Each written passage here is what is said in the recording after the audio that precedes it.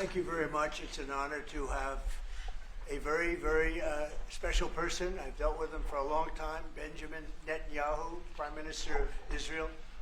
And we had lunch together, we had meetings together, staff, and I think we've come up to some pretty good solutions and conclusions. And we'll be working a little bit after this, and then I assume you're going back home. Yes, sir. This is a quick stop, in and out. But we appreciate you being here, and we are a friend of Israel, as you know. I would say that I'm by far the best president that Israel has ever even thought of seeing. And it's an honor to be so, and to be so thought of. Many friends in Israel, they are not in an easy area. It doesn't go easy, but we are helping them. And likewise, they've been helping us very much. And so we'll see how it all works out. But we had great discussions today, I think, on the obvious subject of Iran, and also the less obvious subject with respect to Israel, and that's trade. And I think the Prime Minister is going to tell you a little bit about trade and what they're doing for the United States. So I want to thank you all for being here. Thank you very much. And Thank you. Benjamin, thank you very much. Thank you, Thank Mr. you, President. Thank you, Don. Thank you. Mr. President, I want to first thank you for inviting me again to the White House. You've been a remarkable friend of the State of Israel. You stand by us. You're standing with us. You are a great, great champion of our alliance. And you actually do the things that you say you do. And I think that people respect that enormously. I certainly do, and the people of Israel do, and I think the Jewish people do as well. We just saw your representative in the Department of Justice fighting anti-Semitism, standing up for Israel in international forums. I just want you to know from the heart, it's deeply, deeply appreciated. As you said, we had the opportunity to talk today about many subjects. First, if I can mention tariffs, it's a subject of some interest today. I can tell you that I said to the President a very simple thing. We will eliminate the trade deficit with the United States. We intend to do it very quickly. We think it's the right thing to do.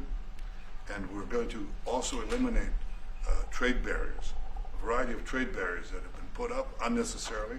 And I think Israel can serve as a model for many countries who ought to do the same. I recognize the position of the United States. It says, we're allowing other countries to put tariffs on us, but we don't put tariffs on them. And, I'm a free trade champion, and free trade has to be fair trade. And I think that's basically the position that you have put forward, Mr. President. We are going to eliminate the tariffs, and rapidly. I had the opportunity to speak to Secretary Lutnick yesterday. We talked about how we could effect this quickly, and I hope to bring a solution very quickly. We're not talking about intentions. We're not talking about just words. We're talking about results. And those results are going to come in. So that's the first. Thank you very much. It's very nice. Thank you. Thank you. Mr. President, what about the hostages here? Well, What about the Let him hostages? I finish. didn't finish. Okay. Even begin. We spoke about not only the hostages, but about Gaza. The hostages obviously is a human story of just unbearable agony. I speak to the families. I spoke to them yesterday. Spoke to another one when I was in Hungary before I came here. I speak to them every day. They're in agony. The hostages are in agony, and we want to get them all out. Steve Witkoff was President Trump's very able representative, helped us get a deal that got 25 out. We're working now on another deal that we hope will succeed. And we're committed to getting all the hostages out, but also eliminating the evil tyranny of Hamas in Gaza, and enabling the people of Gaza to freely make a choice, to go wherever they want. I mean, they should have that choice. And the President put forward a vision, a bold vision, which we discussed as well, including the countries that might be amenable and are amenable to accepting Palestinians of their free choice if they choose to go there. And I think that's the second thing that we discussed. But the hostages came right on top. We also discussed the situation in Syria. we've had neighborly relations with Turkey that have deteriorated, and we don't want to see Syria being used by anyone, including Turkey, as a base for attack in Israel. Turkey is a country that has a great relationship with the United States. The president has a relationship with the leader of Turkey. We discussed how we can avoid this conflict in a variety of ways, and I think we can't have a better interlocutor than the President of the United States for this purpose. And of course, we also discussed Iran. Look, we're both united in the goal that Iran does not ever get nuclear weapons. If it can be done diplomatically in a full way, the way it was done in Libya, I think that would be a good thing. But whatever happens, we have to make sure that Iran does not have nuclear weapons. That's the end of my speech. Mr. President, many Israelis want Just to to know add to what that, is your we're specific having plan direct getting all talks the with, hostages wait a out? minute, wait. We're having direct talks with Iran. And they've started, it'll go on Saturday. We have a very big meeting and we'll see what can happen. And I think everybody agrees that doing a deal would be preferable to doing the obvious. And the obvious is not something that I want to be involved with, or frankly, that Israel wants to be involved with if they can avoid it. So we're going to see if we can avoid it. But it's getting to be very dangerous territory. And hopefully those talks will be successful. And I think it would be in Iran's best interest if they are successful. We hope that's going to happen. And we had just a lot of good talks on a lot of things. I appreciate very much what you said about the tariffs. We've been ripped off and taken advantage of by many countries over the years, and can't do it anymore. We just can't do it anymore. We can't be the stupid people anymore. And it's all because of the people that sat in the seat right here. Not your seat, but this seat. They allowed things to happen to our country that they shouldn't have allowed to happen on trade and other things, many other things. I mean, look at what's happened with our last president, where he allowed millions of people to come into our country with an open border. Who would want an open border? How stupid is that? But he allowed millions and millions of people, and of the millions, and I think it was 21 million people, but let's say 3 of them were serious criminals, serious murderers and drug dealers and gang members and people from jails. All the jails emptied out right into our country, right along the open border on Mexico, generally the Mexico. Okay. They came in from Canada too, by the way, a lot. But generally speaking on the southern border. And what a shame it is that we are now working very hard to get them out, get the criminals out, get the murderers out, the drug dealers, the mentally insane, get them out. They dropped the mentally insane in our country too. And this was all done by the Biden administration. It's a disgrace that we have to work so hard. And then we have judges that try and protect these people. But they didn't protect us when the people were being let in. But to get them out is never easy with these people. So I think we're doing a great job. The border is the best it's ever been. It's even as strong as it was. I had a great, solid border. I think it might even be tougher right now and stronger. So people are coming into our country, but they're coming in legally. We have a legal process, and we have that moving along properly because we need people to come into our country. But we want people that can love our country and cherish our country. So that's where we are. And with that, any questions?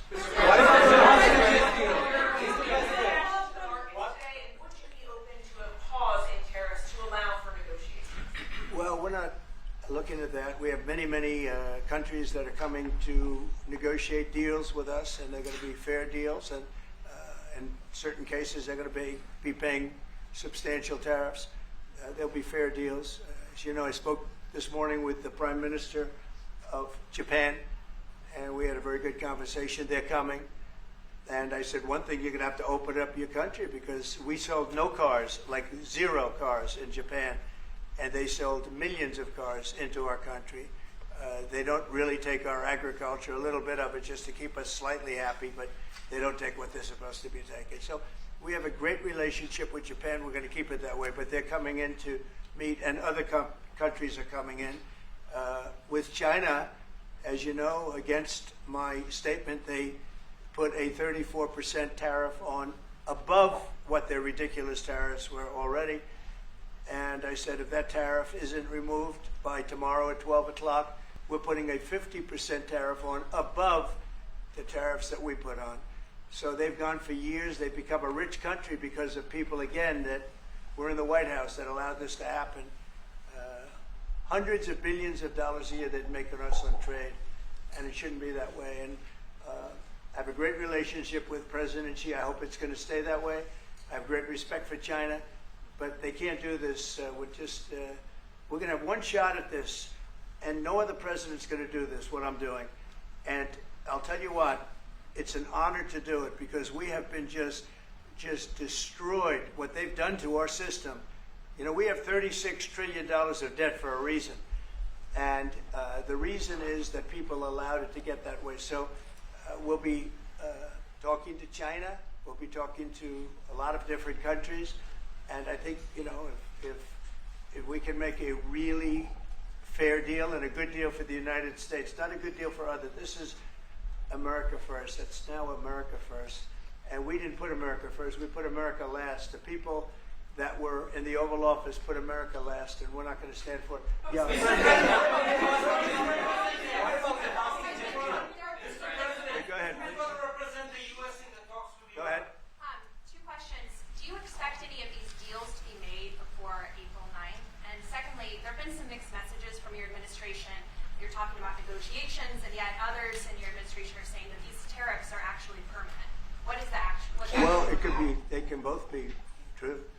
There can be permanent tariffs, and there can also be negotiations because there are things that we need beyond tariffs. We need open borders. You know, we almost had a deal with China where we're going to open up China. It was almost done. Some of you remember it during my first term, and it was very disappointing. We ended up making a great deal. $50 billion worth of product was sold. $50 billion. You'd like that in Israel. And I made that deal, but it wasn't the deal that I wanted. It was the deal that I wanted was that plus they were going to open up China so that our companies could go into China and compete with other countries and China for the, you know, for a large number of people. And at the very end, that deal was terminated, and we went to a piece of the deal. And there are a lot of things outside of tariffs, but tariffs are very important. But there are a lot of things like opening up countries that were totally closed. China's essentially a closed country. In fact, it is a closed country. And what they do is they charge tariffs so that if you sell cars or if you sell anything, nobody's going to buy it because the price is out of control. But that's true with a lot of other countries also. So we're going to get fair deals and good deals with every country. And if we don't, we're going to have nothing to do with them. They're not going to be allowed to participate in the United States. Mr. President,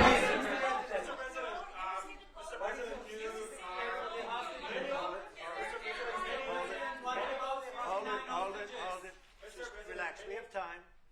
This gentleman is all day long. Mr. President, many of thank you for Go ahead.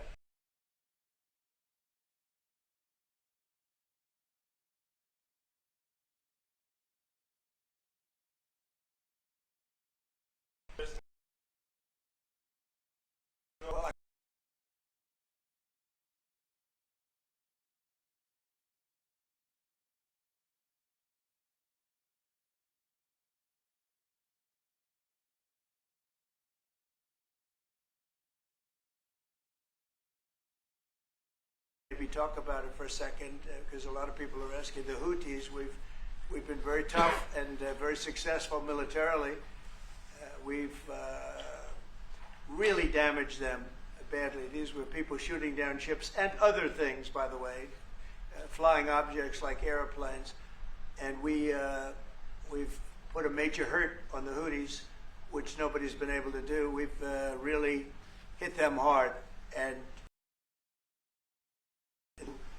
it's every night, night after night, and we've gotten many of their leaders and their experts. They're experts on missiles. I mean, they actually make missiles. Nobody thought that, but they make missiles. They're highly sophisticated, and they're very tough, but they've been very badly damaged. Nobody else was able to do that but us. Pete, you want to discuss that, please? Yes, sir.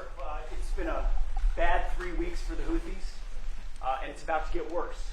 It's been a devastating campaign, whether it's underground facilities, weapons manufacturing, bunkers, troops in the open, air defense assets. We are not going to relent. And it's only to get more unrelenting until the Houthis declare they will stop shooting at our ships. And we've been very clear to the Iranians as well. They should not continue to provide support to the Houthis, and that message has been made very clear. So we have a lot more options and a lot more pressure to apply, and we know, because we see the reports, how devastating this campaign has been in them, and we will not relent.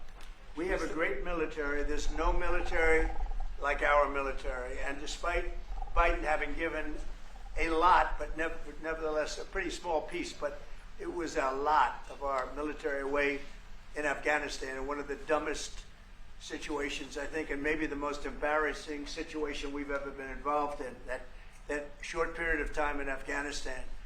What a disgrace that was, but left a lot of our military behind, left you see them in their annual parades where they're parading trucks that are armor plated and different things that they can't, but it's many billions of dollars we left behind. But despite that, we have a tremendous military. That was a very small portion, because we rebuilt the military during my first term, and we have great things happening with our military. We also essentially approved a budget, which is in the facility, you'll like to hear this, of $1 trillion, $1 trillion, and nobody's seen anything like it. We have to build our military, and we're very cost conscious, but the military is something that we have to build, and we have to be strong, because you got a lot of bad forces out there now. So we're going to be approving a budget, and I'm proud to say, actually, the biggest one we've ever done for the military. We're cutting other things that were under DOGE, but under a lot of other. When you look at a woman getting $2 billion for environmental, and it had nothing to do with environmental, and they had $100 in the bank, and they give her $2 billion. Many of those cases, all that stuff is going to be cut out. But we are getting a very, very powerful military. We have things under order now, the likes of which we've never had before. We've never had the kind of aircraft, the kind of missiles, anything that we have ordered. And it's in many ways too bad that we have to do it, because hopefully we're not going to have to use it. But the military is very, very powerful, and it's going to remain that way. How do you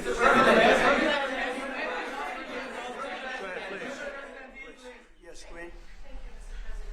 I want to ask you about Iran, because this is the first time we hear that the U.S. is having a direct contact with the Iranians. Is it possible to give us some more information? At what level is the U.S. High level, very high level, yeah. We're dealing with the Iranians. We have a very big meeting on Saturday, and we're dealing with them directly. You know, a lot of people say, oh, maybe you're going through surrogates, or you're not dealing directly, you're dealing through other countries. No, we're dealing with them directly, and maybe a deal is going to be made. That would be great. It would be really great for Iran, I can tell you that. But hopefully, we're not going to have to get into that. We are meeting very importantly on Saturday at almost the highest level, and we'll see how it works out. Please. How do you ensure, Mr. President, that these tariffs don't drive U.S. trading partners into the hands of the Chinese? I'm not worried about it. I'm not worried about it. If they want to be in the hands of the U.S., they don't want to be in the hands of the Chinese. And the Chinese have turned out to be really not very good at that. People that are with us, they're with us.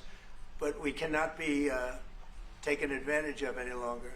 I used to watch these deals for years. I've been talking about it for years. You know, I've been talking about it for 35 years, how our country is being ripped off. I mean, 30 years ago it was Japan, then it was something else, then it was another group, then it was China. China's doing the best job of it, frankly.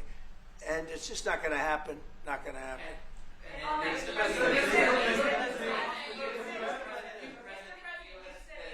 EU has said that they have offered 0 for 0 tariffs on cars and industrial goods. Is that not enough? Well, the EU, no, it's not. The EU has been very tough over the years. I always say it was formed to really do damage to the United States in trade. That's the reason it was formed. It was formed with all of the countries from Europe, I guess most of them, not all of them, but most of them. And they formed together to create a little bit of a monopoly situation, to create a unified force against the United States for trade. So they have NATO, which is largely the same countries, and they took advantage of us dollar-wise and militarily until I got there. You know, I was able to get $600 billion from NATO, where they paid NATO because most of these nations weren't even paying. We were paying for NATO, so we're paying them to guard them militarily, and they're screwing us on trade. So that's not a good combination. So now it's really turned around. It's the opposite, and the European Union's been very bad to us. They don't take our cars, like Japan in that sense. They don't take our agricultural product. They don't take anything practically. And yet they send millions of cars in a year, Mercedes-Benz, Volkswagen, BMWs. They're sending millions and millions of cars into the U.S., but we don't have a car that's been sold to the European Union or other places, but let's go for the European Union. And it's not going to be that way. It's got to be fair, reciprocal. It's got to be fair. It's not fair. We have a deficit with the European Union of $350 billion. And it's going to disappear fast. And one of the reasons and one of the ways that that can disappear easily and quickly is they're going to have to buy our energy from us because they need it. They're going to have to buy it from us. They can buy it. We can knock off $350 billion in 1 week. They have to buy and commit to buy a like amount of energy. And we have that. You know, we have more energy than any country in the world. I don't know if you know that. He knows everything, but the one thing he may not know, we have more energy than any country in the world. We have more of every kind of energy, every form of energy, from oil and gas to coal. And people talk about, I call it beautiful, clean coal. As you know, Germany is opening up a coal plant a week. They tried the windmills and it didn't work. They tried all the other solutions and they were ready to go out of business. Now they're doing a coal plant a week. China is now up to 2 coal plants. They're opening 2 major coal plants every single week in China, all over China. And then we're not allowed to use coal. Well, we have clean, beautiful coal more than anybody else. We have oil and gas more than anybody else. We have the most energy of any country in the world, including Saudi Arabia, including everybody, by a lot. And I took it to number 1. We were number 3, and I took it to number 1 during my administration. And the reason that we were hurt so badly and the reason that we went into such incredible inflation during Biden is energy. It was also their bad spending, but energy, because they played around with this incredible thing that we had built, this administration had built, and the energy costs went through the roof. And when that went up, everything else followed. Now, if you look at what's happening, you got to see this today. I said we're going to try and get groceries down, right? An old-fashioned term, but a beautiful term. Eggs. So when I got in, the press went absolutely crazy the first week. They said, eggs have quadrupled in price. I said, I just got here. Tell me about it. And Brooke Rollins and our team did a great job, and eggs are down now 79%, and they're all over the place. And this was a problem that somebody else would have taken a long time to cure. We have energy is down. We have interest rates are down. We have groceries, meaning food is down. We have everything is down at levels that nobody ever thought possible. Energy looks like it's going to be in the $2.50 a gallon range and maybe below that for a car, so for gasoline. So we're really doing amazing. I mean, we're cutting prices because prices got so high, people couldn't live. I mean, the prices for groceries, the prices for standard groceries, standard things were going through the roof. They couldn't live. And now those prices are coming down. So call them groceries, but that's down, energy's down, and interest rates are down. Everything's down. And the interest rates, the beauty there is when we refinance debt, you know, debt's become such a big factor in this country. We're going to start paying debt off with tariffs and other things. But it's such a big factor because the interest rate's so high. Well, now that's coming way down. So our budget's going to look a lot better because interest costs are way down. And I guess I've done that. Okay. Many Israelis are watching you now on live show. Good. What is your specific I hope they like way of getting the hostages out from the horrific captivity? Yeah, we are trying very hard to get the hostages out. We're looking at another ceasefire. We'll see what happens. But we want to get the hostages out. The Israeli people want the hostages out more than anything. They want the hostages out. This man is working very hard with us to do that. I mean, I don't know. I hope he's being appreciated because he's been a great leader. He's working very, very hard on the hostages and many other things. And there are plenty of things you have to work on. It's a tough place in the world, isn't I have it? a good partner. Yeah, you do have a good partner, and so do we. We're working very hard on the hostages. If you're going to negotiate a new deal with Iran, can you elaborate how it's going to be more effective than the JCPOA? Well, I can't really say that, but I think it'll be different and maybe a lot stronger. But they were so happy when we made that first deal because we did get a lot out. You know, I had people right in this office, this beautiful Oval Office. They came in, 10 people, hostages, you know that. And I said to them, so how was it? And the stories they told me, I mean, as an example, I said to them, was there any sign of love? You were there, 10 people. It's only 10, but it's pretty representative. Did the Hamas show any signs of, like, help or liking you? Did they wink at you? Did they give you a piece of bread extra? Did they give you a meal on the side, like, you know, you think of doing? Like what happened in Germany, what happened elsewhere. People would try and help people that were in unbelievable distress. They said no. I said, all of them. I said, did they ever wink at you like, you'll be okay? You're going to be okay? No, they didn't do that. They'd slap us. The hatred is unbelievable. And the lives, you know, they lived in a pipe, not really a tunnel, it was a pipe. And they always thought they were suffocating. They were going to suffocate. And then they'd open up the pipe, and it was like 3.5 feet high. This isn't, you know, we hear tunnels bad, but pipes are worse. And the stories I heard were incredible. But I just said, was there any sign of potential love or affection? And there were none whatsoever. It was amazing to me. There was nothing like, here, take this, it's a little extra meal or something. They lived like hell. I don't know. They seemed to be, they were amazing to me because they seemed to be pretty normal. They weren't scarred, but I guarantee underneath they have to be scarred. And one was there for 356 days. Another was there for about 180 days, you know, a long time. These are people that have been really, really horribly treated. I've never seen anything like it, actually. I was very surprised to hear the answer. Thank you, Mr. President. Are there 2 or 3 countries that are on your list that you feel are farther along in getting their tariffs lowered? I think there are many that want to get rid of tariffs right now. European Union, I mean, as badly as they've treated us, they've brought their car tariffs essentially off. I guess they brought it down to 2.5, and I hear maybe to nothing. But it's not only tariffs, it's non-monetary tariffs. It's tariffs where they put things on that make it impossible for you to sell a car. It's not a money thing. They make it so difficult, the standards and the tests. They drop a bowling ball on the top of your car from 20 feet up in the air, and if there's a little dent, they say, no, I'm sorry, your car doesn't qualify. When the same car from Germany or would dent likewise, unless you can have an army tank, it's going to dent. So they come up with rules and regulations that are just designed for one reason, that you can't sell your product in those countries, and we're not going to let that happen. Those are called non-monetary barriers. They make barriers that are so tough that it's impossible to qualify.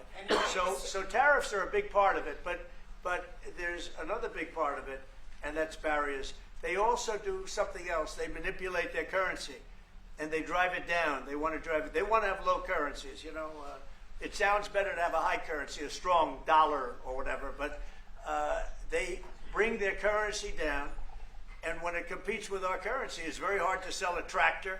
It's very hard to sell product because their currency is low and ours is much higher relatively.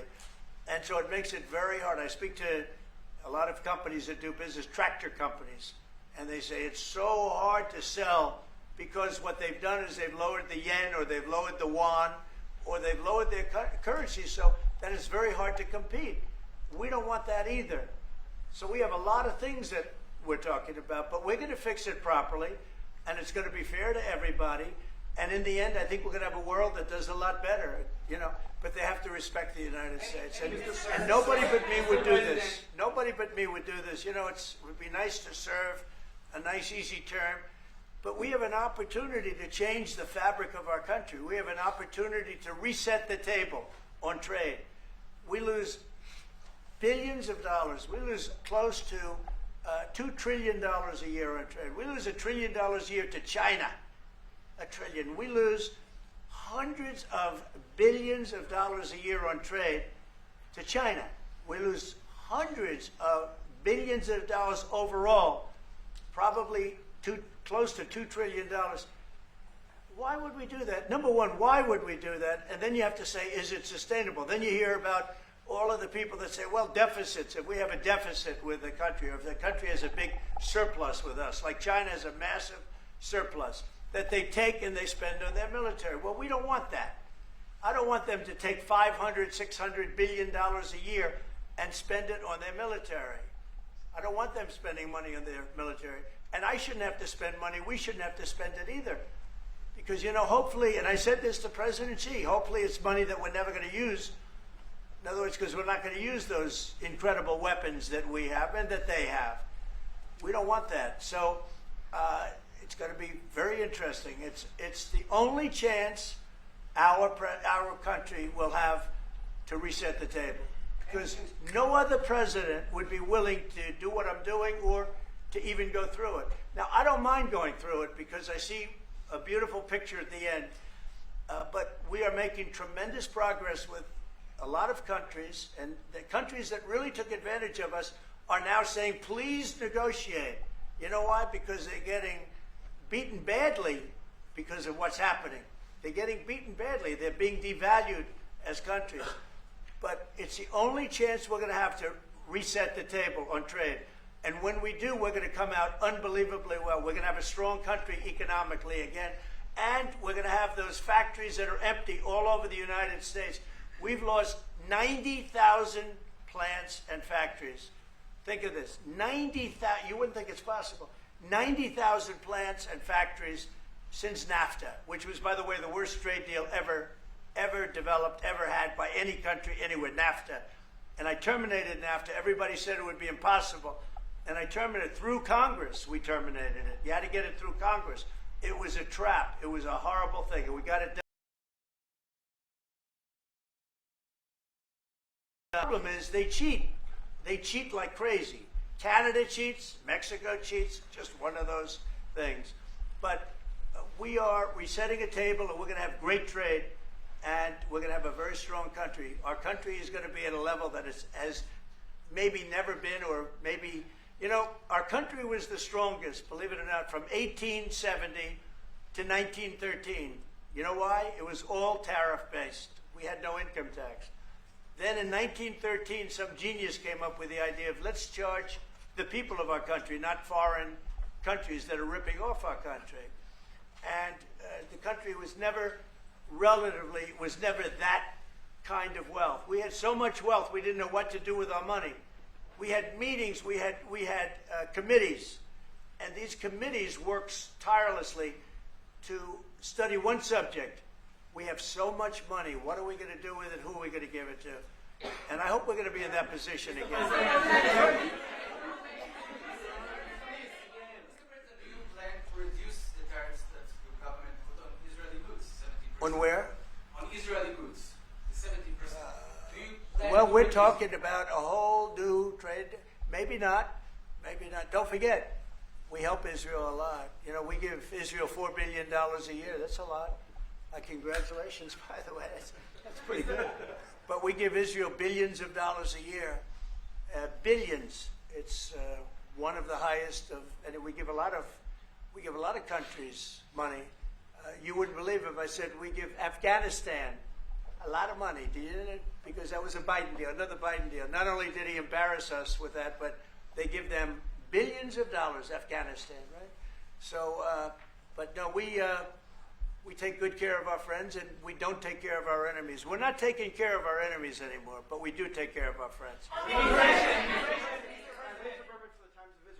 The IDF is fighting again in the Gaza Strip. I myself might be called up in a month. Do you think that's the way to pressure Hamas to get to a deal? And do you think blocking humanitarian aid is also an effective pressure? Well, you know how I feel about the Gaza Strip. I think it's an incredible piece of important real estate, And I think it's something that we would be involved in, but, having a peace force like the United States there, controlling and owning the Gaza Strip would be a good thing. Because right now, all it is for years and years, all I hear about is killing and Hamas and problems. And if you take the people, the Palestinians, and move them around to different countries, and you have plenty of countries that will do that, and you really have a freedom zone. You call it the freedom zone, a free zone, a zone where people aren't going to be killed every day. That's a hell of a place.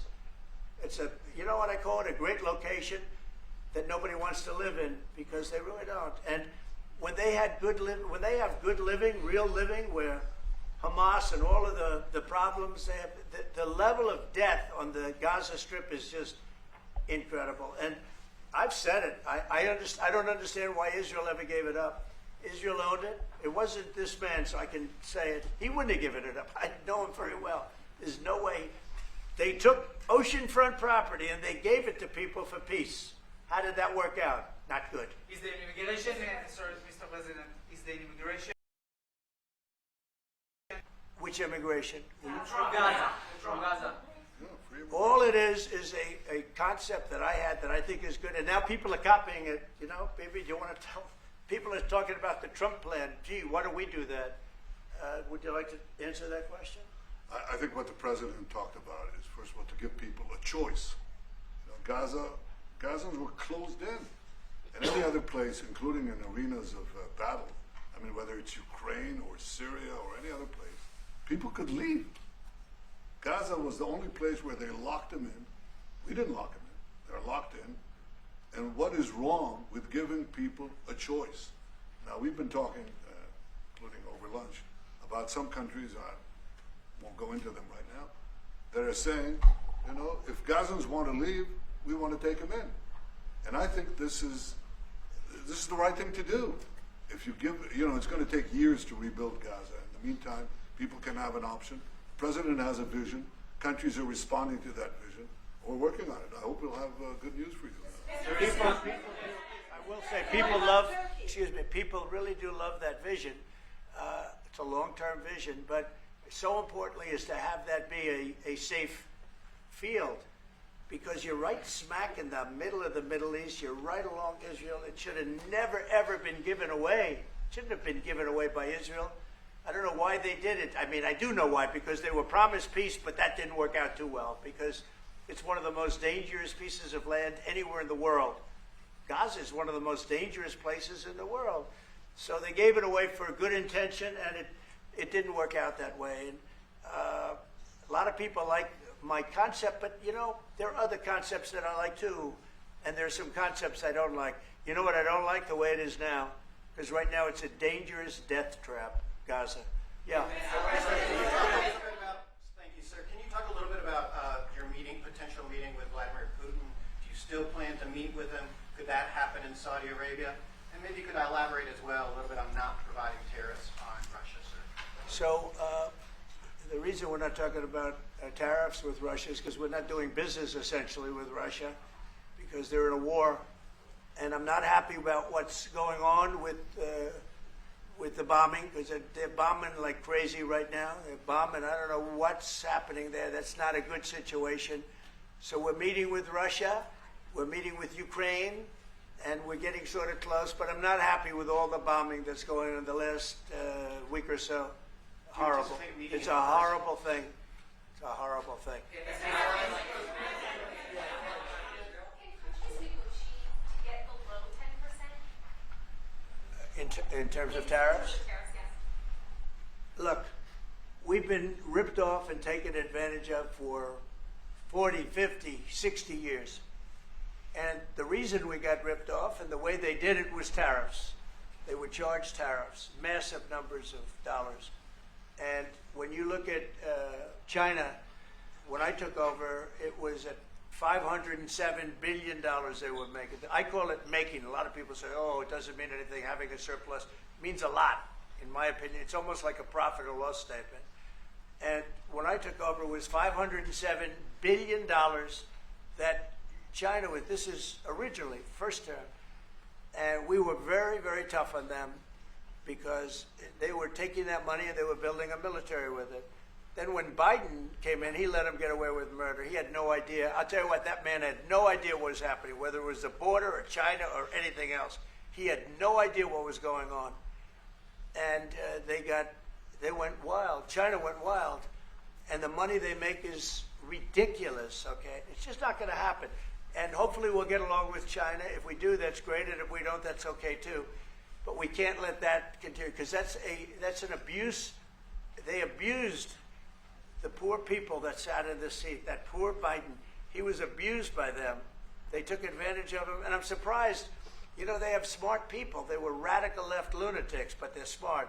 I'm surprised they'd allow that to take, you know, to happen. But we are going to bring great trade, and we're going to be fair to other countries. And I will say this, virtually every country wants to negotiate. If I didn't do what I did over the last couple of weeks, you wouldn't have anybody wants to negotiate. We would have gone to these countries, you want to talk? And they were, well, we don't want to talk. Now they're coming to us. They're offering things like even Bibi, and this is unrelated because it's a different kind of a relationship, but he started off our conversation today that he's cutting all of the tariffs, he's cutting everything, he's going to get down to a free base, he's going to do things that, in all fairness, other countries, if they said that, would have never even thought about doing it. Now they're offering things to us that we would have never even thought of asking them for, because they're experiencing a lot of hurt. And the hurt is that they've taken advantage of us, and we finally fought back. Tariffs will make this country very rich. We're rich anyway, but we're rich in a certain way. We have $36 trillion in debt. I want to get rid of it, and we can do it quickly with proper deals. So when countries don't allow us to sell our product, but we allow them to sell their product, when they charge us massive amounts of money for the privilege of going into their country, those days are over. Okay. Yeah, go ahead. Sir? Me? Yeah. He sounds so Thank surprised. you, Mr. President. On Iran, two questions, please. First, you can give us more details about where the meeting on Saturday is going to I can't tell you that. I can just tell you there's a major meeting going on between us and Iran, and that'll take place on Saturday, and it's at top level. And second question about this. A lot of people think that those talks are not going to lead anywhere because the Iranians will never give up their nuclear program. I think that's a possibility too. If diplomacy fails, is the United States under your leadership ready to take military action to destroy the Iranian nuclear program and remove this threat?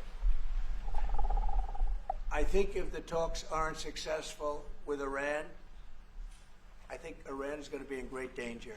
And I hate to say it, great danger, because they can't have a nuclear weapon. So is that a yes? You know, it's not a complicated formula.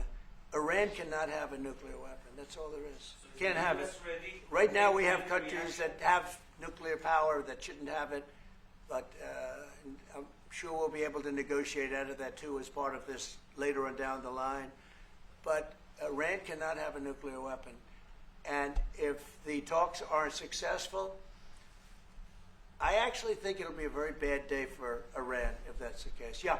Mr. President, on manufacturing. Yeah, please. Go ahead. Mr. President, was October 7th the death blow of the two-state solution, and would you consider classifying the Palestinian Authority as a terrorist organization for its continued pay-for-slay terror financing payments? So October 7th was a horrible day that some people, they deny it. Now, I can't believe they deny it from the standpoint of it. They do it because they think it's good politically. But I've seen the tapes. I've seen things that you don't want to see. October 7th was a horrible day, and it will go down as one of the really bad days in the history of the world. It was a horrible, horrible thing that happened. And they grabbed some of these people. I'll give you an example. When I was with the 10 hostages a few weeks ago, I said, so how many are there? 59. I said, oh, so 59, so we can get 59. They sort of knew the territory pretty good. And I said, how are they doing? They said, well, only 24 are living, the rest are dead. And these are young people largely. Young people don't die. You know, young people have an amazing ability to live. They can live through horrible things, but these are young people. And when they said that 24 are living and the rest are dead. And you know, I've had parents come up, Israeli parents largely. We have some Americans, and I guess we have one left, Alex. We have the one left. But I've had Israeli parents come up to me at events and say, my son is there. I said, well, how's he doing? Well, he's dead. But would you do me the biggest favor ever? Could you bring his body back home? They talked about a young dead boy and a young dead girl like they were living. And that could have something to do with religion. That could have something to do with, I guess maybe any parent would be, but I was surprised. They said, sir, my son is dead. It is just as important to bring that body back home. I asked that question as if he were alive. So you have a lot of them dead, and we'll be able to bring them back. But it's a horrible thing that's happened. These are largely young people. Some old ones too, frankly. And those people have lived in hell. When they came off, the second group that came out, they looked like they just got out of a concentration camp. They looked exactly like the pictures that I'd see from the 1940s, the concentration camps.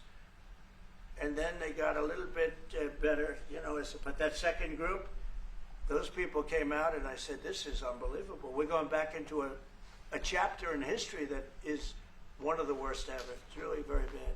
Okay?